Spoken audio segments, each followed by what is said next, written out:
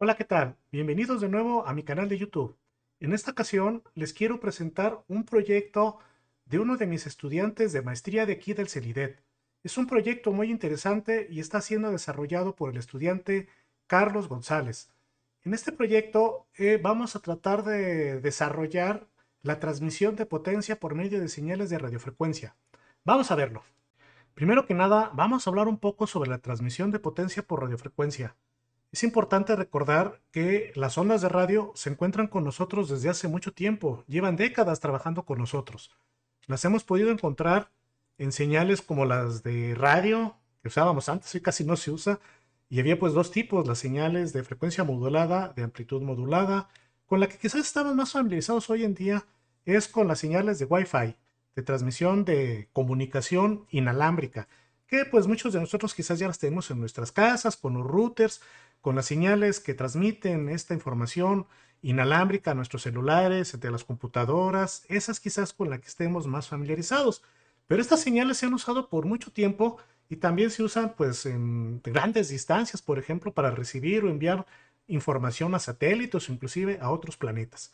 Entonces, las de las señales de radiofrecuencia han sido algo que se ha usado mucho durante mucho tiempo, pero principalmente para transmitir información, no energía.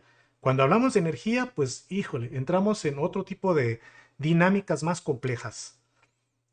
Las aplicaciones de la transmisión de potencia por radiofrecuencia pues son bastantes. Podemos hablar de que podemos tener en nuestras casas un transmisor de potencia de señales de radiofrecuencia y el cual esté alimentando muchos objetos de baja potencia en nuestro hogar. Pueden ser teclados inalámbricos, ratones inalámbricos, controles para videojuegos o inclusive cámaras. Hoy en día pues son muy comunes las cámaras de vigilancia que podemos tener en nuestro hogar en muchos lados y que requieren mucho cableado para su instalación.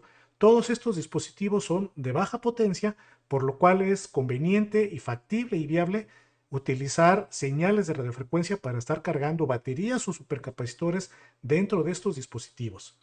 Pero bueno, ¿cómo funciona el circuito electrónico? Aquí vamos a necesitar de dos partes. Una que es el dispositivo amplificador, que es la antena de transmisión. De hecho, nosotros de momento no vamos a trabajar mucho en esa parte, la vamos a dejar para trabajos futuros. Pero estos amplificadores normalmente son lineales y son muy ineficientes. Por lo que ahí tenemos un campo de investigación abierto muy interesante. Y lo que sí presentamos ahora es lo que se conoce como una rectena. ¿Qué es una rectena? Pues es una combinación de una antena con un rectificador. Es decir, vamos a necesitar de una antena de recepción que esté convirtiendo las señales de radio que van a estar emitiendo nuestro transmisor y las vamos a convertir en señales eléctricas. Esas señales eléctricas requieren de un circuito de adaptación de impedancias para que la impedancia interna de la antena pues se nulifique o se contrarreste con este circuito de adaptación y podemos nosotros transmitir casi toda la energía que recibe la antena a nuestro circuito. Y aquí es donde entra el circuito en sí, que es un rectificador de radiofrecuencia. Este circuito rectificador nos va a convertir estas señales sinusoidales de alta frecuencia, ya convertidas en una señal analógica, pues a una señal de voltaje en corriente directa. Esta señal de voltaje la podemos manipular con algún convertidor de corriente directa para finalmente enviarla a nuestra carga. Entonces, la estructura en sí es bastante sencilla. Bueno, solo que aquí hay un pequeñísimo problema. ¿Cuál es ese problema? El problema de la frecuencia. Resulta que casi todos los señales que se utilizan en radiofrecuencia son de frecuencias muy altas. Pues van en el rango desde 20, 30, 100 MHz hasta el rango de gigahertz. ¿Por qué es un problema? Bueno, las frecuencias son muy grandes porque son muy útiles para la transmisión de información, pero no se ha pensado en usar estos dispositivos para transmitir potencia. Entonces, tratar de cosechar o de capturar todas estas señales de alta frecuencia que se encuentran en el medio ambiente, pues resulta bastante complicado porque lo que se desea es utilizar dispositivos conmutados, es decir, que trabajen en modo conmutación para que sean más eficientes. Y bueno, pues hacer que un dispositivo conmute a frecuencias de gigahertz es realmente muy difícil. Entonces, lo que normalmente se busca es tratar, sí, de usar dispositivos conmutados, pero en transmisores que trabajen a frecuencias lo más bajas posibles. ¿Cuáles son de momento los más bajos que se encuentran? Pues hay una tecnología un poco vieja que ya casi no se usa hoy en día, pero que en su tiempo fue muy popular, que eran los transmisores para comunicarse entre países con señales de radiofrecuencia, lo que se conoce como los transmisores para los radioaficionados. Hace muchos años estos radioaficionados pues no tenían internet y se comunicaban de un país en otro pues con señales de radiofrecuencia, señales de radio, y tenían pues todo un sistema de transmisión en sus hogares con el cual transmitían a todo el mundo y captaban energía y pues se ponían a platicar con gente de Rusia, Estados Unidos, China, Japón, donde hubiera alguien que hablara su idioma. Esos transmisores han sido completamente sustituidos por la internet, pero resultan muy útiles para la transmisión de potencia. ¿Por qué? Pues porque trabajan a frecuencias relativamente bajas, es una frecuencia de 27 MHz y con señales de amplitud modulada. Entonces, para la transmisión de potencia, este tipo de transmisores resultan perfectos. Y ahora viene la parte, ¿cómo convierto esas señales de radiofrecuencia a una señal que yo pueda almacenar? Bueno, pues ya dijimos que necesitamos un adaptador de impedancias, una antena, pero luego necesito yo que esa señal sinusoidal alterna pues se convierta a una señal de CD y necesito un rectificador. Pero no puedo usar los rectificadores convencionales, son relativamente ineficientes y además trabajan a frecuencias muy bajas. Para esto ya se han reportado en la literatura todo tipo de rectificadores para este tipo de aplicaciones y nosotros optamos por uno muy interesante que es el multiplicador bipolar Dixon, que es el que les mostramos aquí. Es un circuito realmente muy sencillo, trabaja como los multiplicadores de voltaje que usan capacitores, pero en este caso, bueno, pues tenemos aquí nuestra señal que ya cosechamos de radiofrecuencia y cuando tengo la parte positiva va a ser rectificada por esta etapa y la señal negativa por esta otra etapa. Por eso es bipolar. Y bueno, pues podemos usar varias etapas para ir consiguiendo un voltaje cada vez más alto. En este caso, este rectificador que nosotros vamos a usar amplifica o multiplica la señal de entrada por 8. Tiene en total dos etapas, pero pues cada etapa trabaja con un ciclo, con el positivo y el negativo, por lo que al final nos va a dar una señal diferencial de la señal de entrada multiplicada por 8. Aquí es importante destacar que vamos a tener que usar diodos que sean capaces de trabajar a frecuencias altas. Estamos hablando de 27 MHz, entonces vamos a utilizar diodos Schottky. Vamos a ver cómo funciona. Les voy a presentar a mi estudiante Carlos Jordan. Él está haciendo su maestría aquí en el CENIDET, en el área de electrónica. Bueno, él está haciendo un trabajo que a mí se me hace muy interesante, que tiene que ver con la transmisión de energía de forma inalámbrica. Entonces, le voy a pedir aquí a Carlos que nos explique un poco cómo funciona el prototipo que está desarrollando. Y bueno, pues también es interesante mencionar que él nos está visitando desde Cuba. Es un estudiante que viene de Cuba aquí a hacer su maestría y bueno, pues ha estado trabajando con nosotros.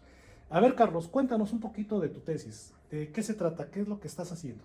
Sí, buenas tardes. El objetivo de mi tesis es, bueno, que nosotros podamos transmitir la energía por radiofrecuencia.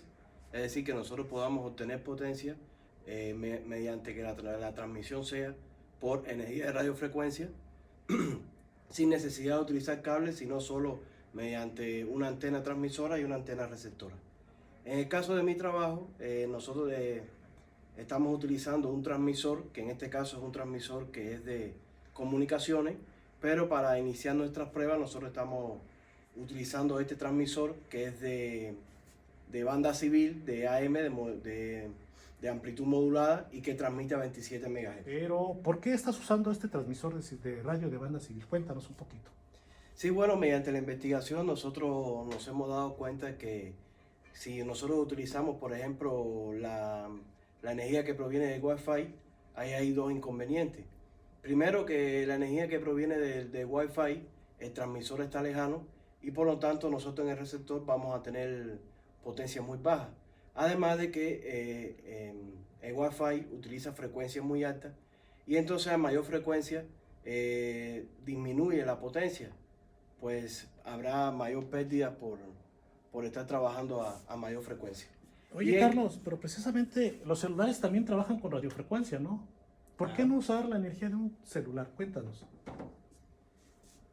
Eh, Bueno, también en el caso de los celulares, la frecuencia con la que ellos trabajan también son frecuencias mayores.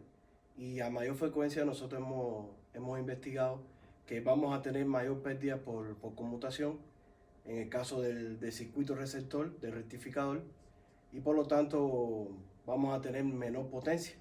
Sin embargo, con este transmisor, nosotros estamos trabajando con una frecuencia de 27 MHz, que son frecuencias mucho más bajas. Muy bien, ahora Carlos nos va a hacer una exhibición del prototipo. A ver, Carlos, cuéntanos, ¿cómo vas a echar a andar aquí tu prototipo? Bueno, voy a dejar presionado el disparador del transmisor. Se va a transmitir la energía de radiofrecuencia que se transmite de la antena transmisora, la antena receptora la va a captar. Se va a ver en el osciloscopio la señal alterna de radiofrecuencia que tenemos a la entrada de nuestro circuito rectificador. Y bueno, a la vez también se va a ver en el multímetro cómo se comienza a cargar el capacitor hasta llegar al máximo voltaje que tiene el rectificador a la salida. En este caso nosotros tenemos aproximadamente la señal de radiofrecuencia tiene una amplitud máxima de 500 milivolts, y como este circuito es ortomultiplicador, tendría la salida 4 volts, pero por la caída de los diodos, en la práctica está teniendo aproximadamente como 3.5 volts. Por lo tanto, el máximo voltaje a la que se va a cargar el capacitor, que lo vamos a poder ver en el multímetro, va a ser de 3.5 volts. Adelante, Carlos, muéstranos entonces.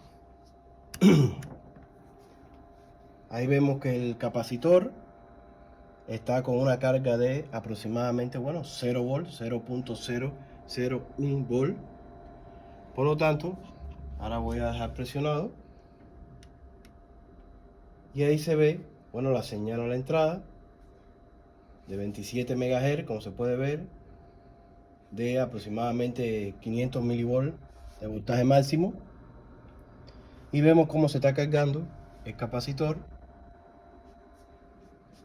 Ahí va subiendo, va por 1.7 y sigue subiendo. Y ahí está recibiendo la energía desde el rectificador bipolar DISO. Excelente, muy bien. ¿Cuánto tiempo tarda en cargarse este capacitor, Carlos? Pues aproximadamente 4 minutos con 30 segundos. Obviamente, supongo que eso depende del tamaño del capacitor que se coloque. Sí, si colocamos un capacitor de menos capacitancia, se va a cargar más rápido. Excelente. ¿Y la energía que almacena este capacitor, en dónde se usaría? Bueno, podría usarse en dispositivos de baja potencia. Pues la idea es que se utilice en dispositivos como por ejemplo mouse inalámbricos, teclados inalámbricos. Puede ser también control de videojuegos que sean inalámbricos.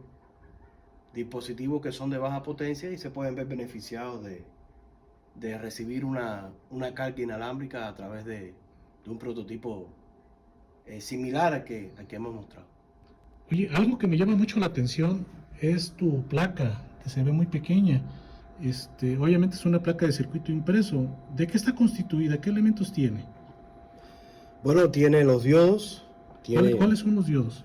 Los diodos se pueden ver acá, que son los que tienen la D, de 5, de 7, de 2, de 1. Lo que noto es que son muy pequeños. ¿Es fácil soldar estos elementos o cómo lo hiciste? Pues estos elementos son de montaje superficial y en este caso ya yo los encargué para que me lo trajeran ya soldados. Y sí, como son pequeños es un poco complejo ya montar los componentes, pero en este caso yo los encargué ya para que me lo trajeran montado. Y bueno, en el caso de los capacitores sí son un poco más grandes, pero también son pequeños. Pues estos diodos que trabajan es un diodo Schottky, y que trabajan con esta frecuencia todos están en este tipo de montaje superficial.